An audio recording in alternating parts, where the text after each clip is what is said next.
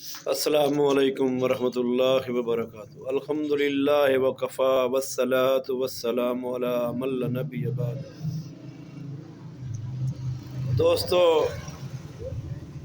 تمام عوام اگے ایک گزارش ہے اور جتنے بھی ساڈے مسلمان اسلامی بھن بھائی نے انہوں نے اس چیز کی فکر کرنی چاہیے کہ الیکشن دے دوران صرف مذہبی جماعتوں ووٹ دیتا جائے جڑا اسلام دے واسطے کام کر رہے ہیں، جڑے ملک نو مذہب کی طرف راغب کر رہے ہیں، نہ کہ وہ سیکولر قوتوں ووٹ دیتا جائے جڑے پہلے ہی نظام نو بٹھا چکے ہیں اور ملک دی نقصان دا سبب بن رہے ہیں۔